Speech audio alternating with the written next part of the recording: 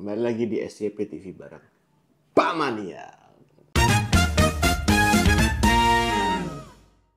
Nah, kali ini mau bahas masih tentang Kapolrestabes Semarang, atau lebih tepatnya dulu mantan Kapolrestabes, yaitu Irwan Anwar.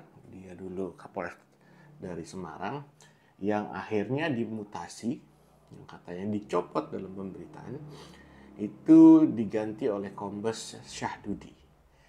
Nah, ini menariknya adalah apa? Ya, dia ini ternyata akhirnya setelah saya pelajari, dia ini dimutasi menjadi menempati jabatan baru, ya. Itu menjadi Kalemkon Profpol Waket Bid Dermahdian Mas STIK Lemdiklat Polri. Nah, ini ditempatin di Diklat. Nah, Diklat itu pendidikan, pelatihan. Ini saya izin ya untuk mengkritisi. Kenapa begitu? Tolong ini kalau bisa didengar atau sampai ke telinganya Kapolri maupun ke Pak Prabowo gitu loh, selaku presiden. Jadi kita sama-sama tahu bahwa Kombes Irwan Anwar ini dimutasi karena telah melakukan kesalahan. Ya, kesalahannya apa? Memang tidak dilakukan secara utama oleh dirinya, tetapi oleh anggotanya pada saat itu. Ini berkaitan dengan penembakan siswa yang bernama Gama di Semarang. Yang jadi persoalan adalah apa? Si anggotanya ini melakukan penembakan, ya, kemudian memberikan keterangan atau melaporkan itu dengan cerita yang berbeda dengan aslinya. Ya, laporan yang didapat sehingga Pak Irwan ini bisa mengatakan di publik bahwa anggotanya ini pada saat itu mencoba melerai tawuran, gitu. Sehingga ketika nggak bisa dilerai, ya kan, ketawuran dan bla bla bla, akhirnya terjadilah penembakan sehingga mengenai korban yang bernama Gama ini.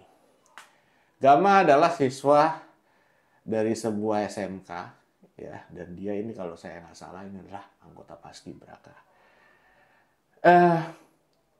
Masih panjang istilah perjalanan hidupnya harusnya dari Gama ini. Tapi kenapa ditembak gitu oleh Aibda Robik, ya, si anggota dari Kombes Irwan Anwar ini? Bikin cerita seolah-olah ada tawuran kemudian ditembak.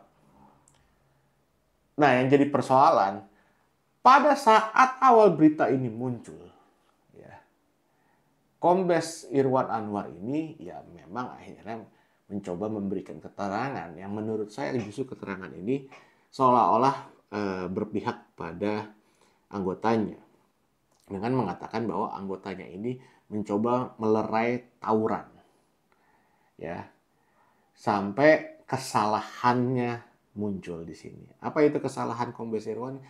Dia membuat konferensi pers, ya, kemudian mengatakan dalam konferensi publik itu bahwa terjadinya tawuran, ya. Dan yang lebih parah lagi adalah ketika Kombes Irwan menunjukkan ini buktinya nih, ada tawuran nih, apa? Ini buktinya ada senjata nih, ya. Saya nggak tahu lah itu pedang, golok atau apa, samurai kah gitu loh. Banyak itu pokoknya dalam foto-foto yang beredar di sosial media. Nah, pada akhirnya dipikir mungkin nggak ada CCTV gitu, nggak ada bukti CCTV. Ternyata ada bukti CCTV. Dan dalam bukti itu, ya, dalam CCTV tersebut itu nggak ada yang namanya tawuran. Nggak ada sama sekali tuh tawuran, gitu. Nggak ada tuh anak-anaknya sekolah yang istilahnya bawa-bawa senjata tajam.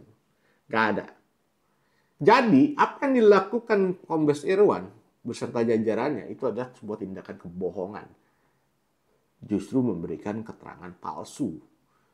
Bahkan memberikan bukti palsu.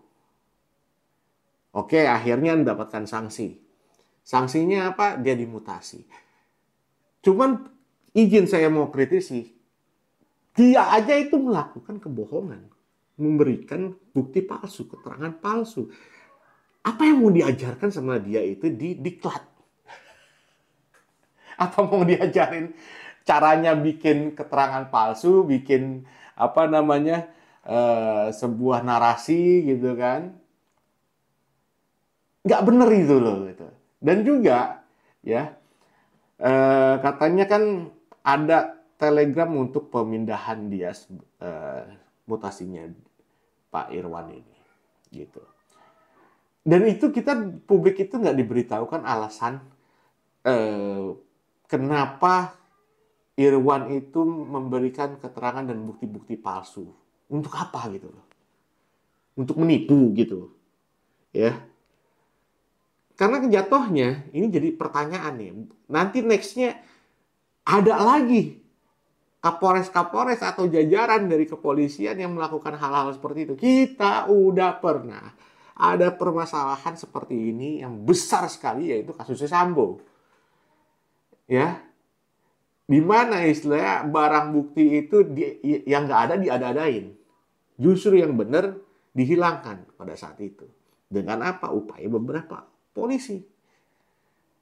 Kenapa ini mesti terjadi lagi? Gitu. Kenapa kok Kapolri ini nggak memberikan tindakan tegas? Ada apa? Itu pertanyaan saya.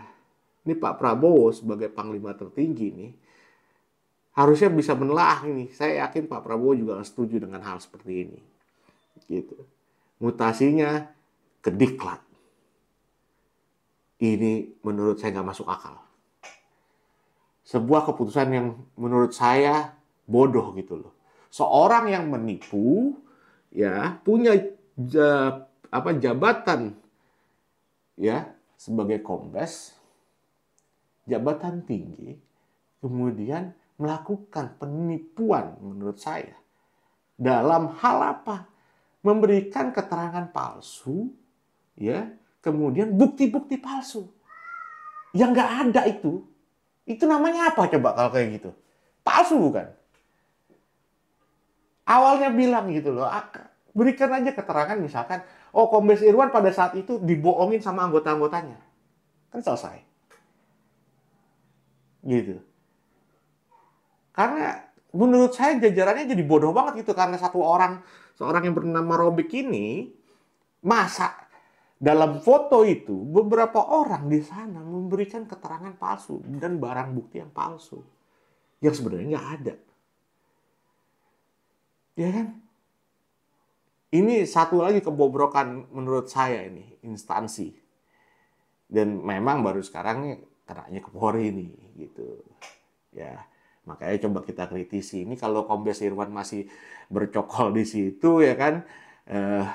Maksud saya gini loh, berikan aja rilis kenapa alasannya. Itu Kombes Irwan melakukan konferensi pers untuk mengatakan barang bukti yang sebenarnya nggak ada. Atau barang bukti palsu itu kenapa alasannya gitu. Wah, saya rasa rakyat ini perlu tahu juga nih gitu. Ini sebagai pembelajaran nanti buat jajaran dan anggota dari kepolisian juga agar lebih teliti lagi. Boleh mau bela anggota, boleh, silahkan, tapi lihatlah, dalemin dulu gitu. Bukan berarti anggota itu pasti benar, enggak. Anak buah pasti benar, ya enggak. Gitu. Berani bantah bilang bahwa apa yang dilakukan Kombes Irwan itu benar. Ya enggak juga. Kalau masalah keterangan yang dia berikan bahwa adanya tawuran kemudian ada barang bukti itu udah jelas salah. Karena apa? Ini buktinya nih ada tawuran, ini senjata tajamnya. Kemudian berapa hari kemudian diklarifikasi, iya, dia minta maaf. Oke, tapi yang kita pengen tahu, apa sih alasannya sampai bikin apa keterangan dan barang bukti palsu itu? Ya kan? Pasti kalian semua pada penasaran juga kenapa tuh ya? Gitu. Dan penasaran juga kenapa dipindah ke pendidikan dan pelatihan? Kalau dia bisa seorang yang membuat apa namanya keterangan dan bukti palsu, menunjukkan bukti palsu, berarti ada salah satu contoh pendidikan dan pelatihan dia ini nggak beres juga. Ya nggak sih? Ya kan? Logikanya kan sederhana. Kemudian jajaran di Polri menempatkan dia di pendidikan pelatihan dengan jabatan ya panjang lah itu jabatannya. Ini siapa yang salah ini? Ya, saya nggak ngerti ini pola pikirnya seperti apa. Tapi ya ini menarik lah. Mudah-mudahan ini bisa nanti lebih kita ketahui lagi alasannya lebih lebih jauh lagi ya. Apa sih alasannya gitu supaya kita nggak penasaran lagi. Mungkin untuk sekarang cukup itu dulu. Kita akan kembali lagi dengan topik-topik yang lebih menarik lainnya. Terima kasih.